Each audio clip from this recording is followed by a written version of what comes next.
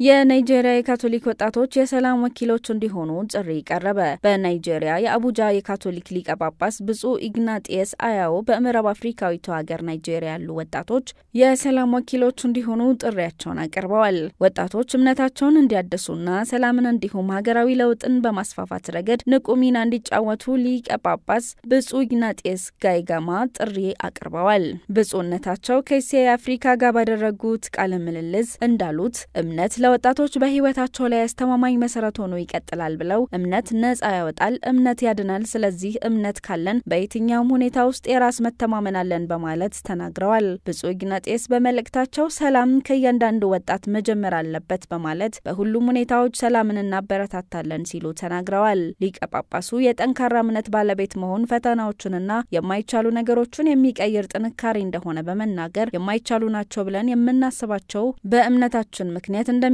መገንዘብ አለብን ሲሉ መልእክታቸውን አስተላልፈዋል። መረጃው የኤሲያ የአፍሪካ ነው።